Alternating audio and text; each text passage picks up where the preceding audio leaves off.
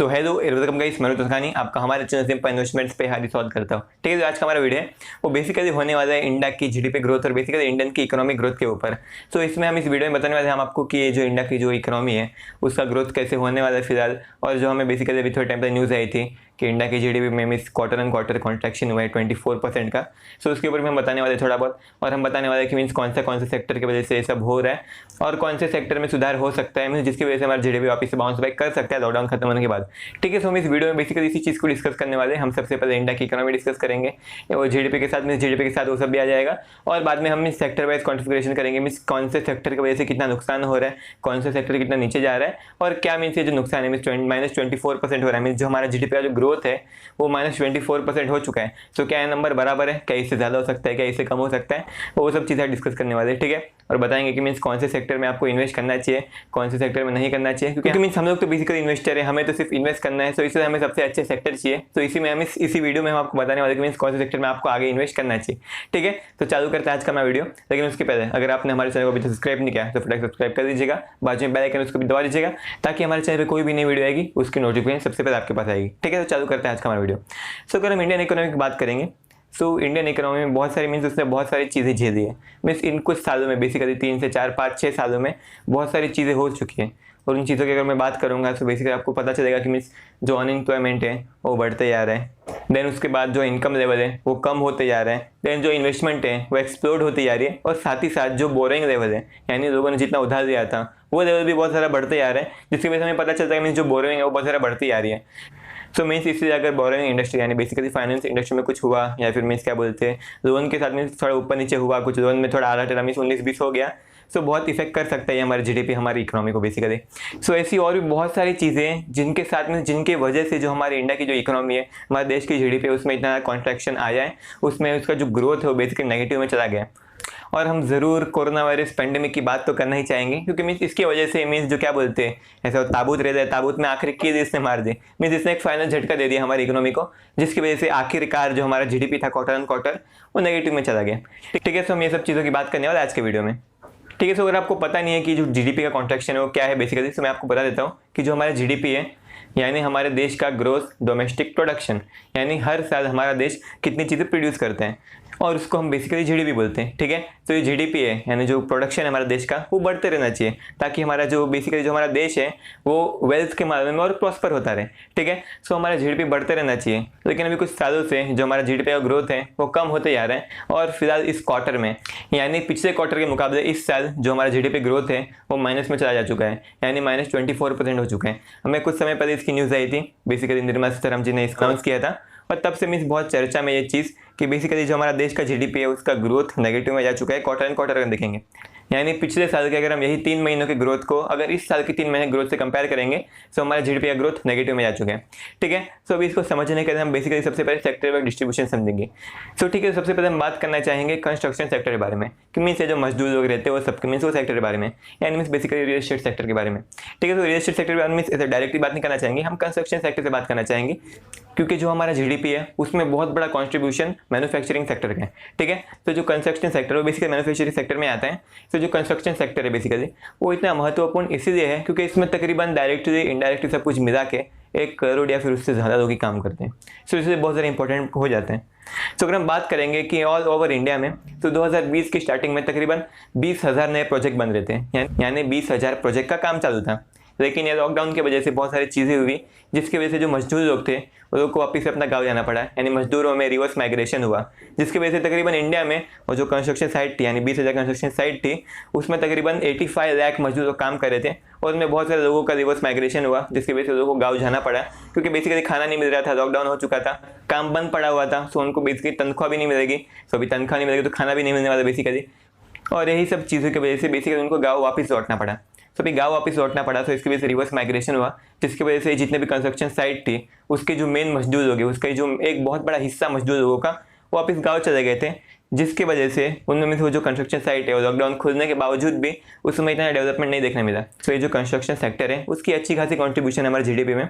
लेकिन अब ये रिवर्स माइग्रेशन लॉकडाउन ये सब चीज़ों की वजह से मीन्स काम ठप हो गया था, जिसकी वजह से जो कंस्ट्रक्शन सेक्टर है उसका कंट्रीब्यूशन कम हो चुका है बेसिकली, क्योंकि मीन्स उसमें अगर पैसा नहीं आएगा बेसिकली, वो मीन्स उसमें नए नए प्रोजेक्ट नहीं बनेंगे, तो बेसिकली ऐसा होने वाला है, उसका शेयर कम होने वाला है हमारे जीडीपी में। और अगर हम बात करेंगे GVA यानी ग्रोस वैल्यू एडेड, यानी पिछले साल के मुकाबले इस साल कितने नए नए प्रोजेक्ट आ चुके हैं और कितने प्रोजेक्ट कंप्लीट हो चुके हैं, सो जो ग्रोस वैल्यू एडेड है वो तकरीबन इस साल 50% डाउन है। इसका मतलब ये है कि पिछले साल जितने प्रोजेक्ट बने थे उसके आधे प्रोजेक्ट ही इस साल बन पाए, या फिर उसके आधे प्रोजेक्ट ही अभी तक चालू हो पाए। ठीक है, सो मीन्स आधे प्रोजेक्ट में तकरीबन 50% डाउन चला गया है इसका GVA कंस्ट्रक्शन सेक्टर का, जिसकी वजह से जो हमारा जीडीपी में इसकी हिस्सेदारी कम हो चुकी है, या फिर इसका ग्रोथ माइनस में जा चुका है, और कंस्ट्रक्शन सेक्टर की वजह से जीडीपी का थोड़ा ग्रोथ माइनस में जा चुके हैं। और अगर हम बात करेंगे और भी बहुत सारे सेक्टर आते हैं, अगर हम बात करेंगे मैन्युफैक्चरिंग सेक्टर के बारे में, तो मैन्युफैक्चरिंग सेक्टर में मीन्स जो इंडस्ट्री थी वो लॉकडाउन की वजह से बंद करनी पड़ी, मशीनरी खाली पड़ी हुई थी, जो रॉ मटेरियल था वो भी ऐसा खाली पड़ा हुआ था, मजदूर लोग तो मीन्स वो तो चले गए,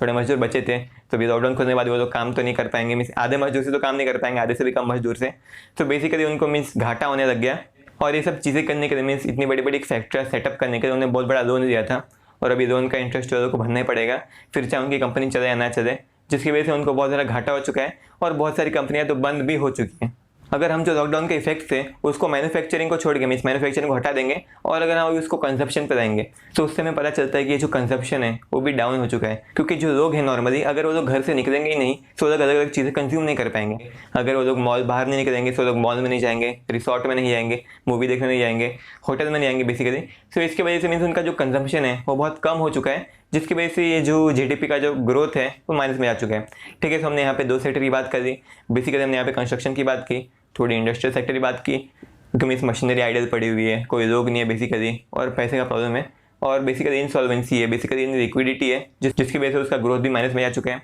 और अगर हम बात करेंगे यहाँ पे कंजम्पशन की, तो वो भी नीचे जा चुकी है, क्योंकि अगर लोग बाहर निकलेंगे नहीं तो कोई कुछ करेगा नहीं। लेकिन इन सब बैड न्यूज़ के बीच में हमें एक अच्छी न्यूज़ भी मिली है, और वो है एग्रीकल्चर सेक्टर से। जो हमारा एग्रीकल्चर सेक्टर है वो तकरीबन इस साल पिछले क्वार्टर के मुकाबले तकरीबन उसमें 3.5% का ग्रोथ मिला है। सो मीन्स अगर हम देखेंगे तो पूरे हमारे जीडीपी में सिर्फ मेरे हिसाब से सिर्फ यही एक सेक्टर है, सिर्फ एग्रीकल्चर ही ऐसा सेक्टर है जिसका ग्रोथ पॉजिटिव हुआ है, बाकी सब चीज़ों का ग्रोथ नेगेटिव हुआ है, जिसकी वजह से हमारा जीडीपी नीचे गया है। लेकिन अगर हम बात करेंगे तो जो एग्रीकल्चर सेक्टर है उसका ग्रोथ 3.4% या 3.5% के आसपास हुआ है, लेकिन वो जीडीपी में इतना कॉन्ट्रीब्यूशन करता नहीं है वैल्यू के टर्म्स में। हाँ, मैं वैल्यू के टर्म्स की बात कर रहा हूँ, वो वैल्यू के टर्म्स में हमारे जीडीपी में इतना बड़ा कॉन्ट्रीब्यूशन करता नहीं है, जिसकी वजह से मीन्स उसका इतना ज़्यादा इफेक्ट नहीं हुआ। उसका ग्रोथ पॉजिटिव हुआ लेकिन उसका इतना ज़्यादा इफेक्ट नहीं हुआ जीडीपी पे। ठीक है, सो अभी एग्रीकल्चर सेक्टर भी हो गया। और अगर हम यहाँ पे अभी एक बहुत बड़े सेक्टर की बात करेंगे, अगर हम यहाँ पे सर्विसेज सेक्टर की बात करेंगे, जो कि हमारे जीडीपी में तकरीबन 21% का हिस्सेदार है, यानी हमारे जीडीपी यानी हमारा जो ग्रोस डोमेस्टिक प्रोडक्शन है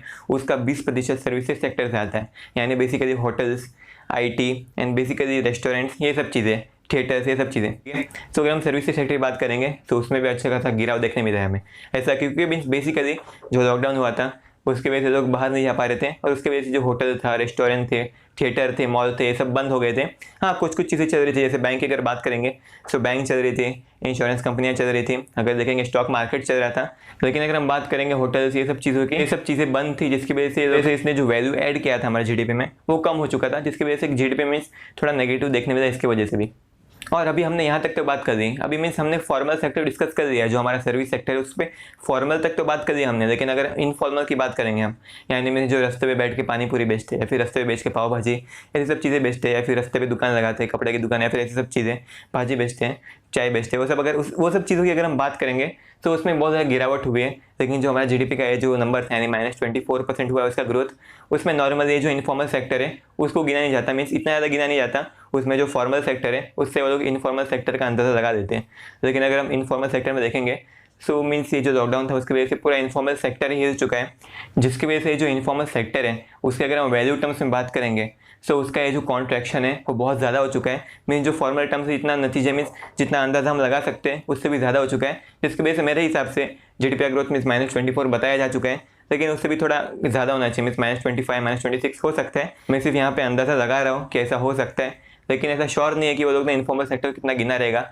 उसका जो कॉन्ट्रैक्शन था वो कितना गिना रहेगा। लेकिन अगर हमें पक्का नंबर देखने मिले तो मीन्स वही 24 से 25% के बीच में जो हमारा जीडीपी है वो गिर चुका है। ठीक है, तो इससे पता चलता है कि जो हमारा ग्रोथ है जीडीपी का वो बहुत कम हो चुका है। ठीक है, तो अभी इससे पता ही चलता है कि अगर लॉकडाउन हुआ, कभी वापस अगर हमारे देश में लॉकडाउन हुआ जिसकी वजह से ये सब जो सेक्टर है वो सब नेगेटिव जा सकते हैं, मीन्स वो सब का ग्रोथ नेगेटिव में जा सकता है, वो सब में मीन्स प्रॉब्लम आ सकती है। सो इस समय सीखने क्या मिलता है? इस समय सीखने यही मिलता है कि हमें हमेशा ऐसे सेक्टर में इन्वेस्ट करना चाहिए जो कि एवरग्रीन रहते हैं और बेसिकली उसमें ये सब चीज़ों का इतना असर नहीं पड़ता। सो ऐसे सेक्टर कौन से होते हैं? बेसिकली आप IT में इन्वेस्ट कर सकते हो, आप चाहो तो आप ट्रांसपोर्टेशन में इन्वेस्ट कर सकते हो, क्योंकि मीन्स अगर आप देखोगे सो लोग घर से बाहर निकलते नहीं थे, लेकिन अगर हम बात करेंगे लोगों खाने की, मीन्स लोगों खाने की चीज़ों की ज़रूरत पड़ती थी और पानी की ज़रूरत पड़ती थी, कपड़े की ज़रूरत पड़ती थी, तो ये सब चीज़ों की ज़रूरत पड़ती थी, जिसकी वजह से जो शिपिंग इंडस्ट्री थी, जो लॉजिस्टिक इंडस्ट्री थी, ये सब चीज़ें चल रही थी। मीन्स ट्रांसपोर्टेशन तो कंटिन्यूसली चल रहा था, सो आप वहाँ पर इन्वेस्ट कर सकते हो। आप चाहे तो बेसिकली हाईवे चल रहा था, बेसिकली जो हाईवे थे, जो ब्रिजेस थे, वो सब चल रहे थे,